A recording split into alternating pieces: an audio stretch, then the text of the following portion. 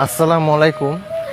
মানুষ চিরদিন বেঁচে থাকে না, তবে কর্মের মাঝে বহুদিন বেঁচে থাকে।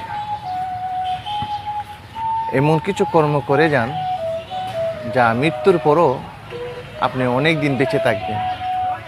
তো এই যে যে গাছটা দেখতে পাচ্ছেন, এই গাছটা কিন্তু আমি নিজ হাতে রোপণ করেছি। তো 2 বছর যাবত এখানে আম ধরে। সেই আম কিন্তু আমি এখনও খেয়ে দেখিনি যে আম কেমন স্বাদ। যদিও আমি না খাই তা তো আমার কোনো দুঃখ নেই। তো এখানে ছোটো ছোটো বাচ্চারা যখন আসে, আইসা আমার এই গাছ থেকে, আমার এই লাগানো আম গাছ থেকে আম খায়, তখন আমার মনের মাঝে একটা অন্যরকম একটা প্রশান্তি আসে। তো আমরা শুধু গাছের চারা রোপণ করব, আমরা নিজেদের খাবো সেই চিন্তা করে আমরা কিন্তু গাছের চারা রোপণ করব না। আমরা গাছের চারা রোপণ করব আমাদের আগামী প্রজন্মের জন্য।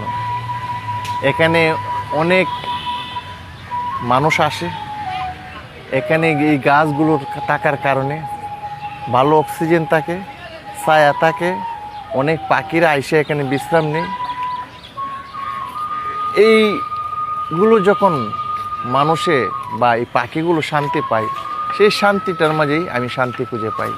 তো সবাই ভালো থাকুন, বেশি বেশি করে গাছের চারা রোপণ করুন এবং যারা গাছের চারা রোপণ করে তাদেরকে উৎসাহিত করুন।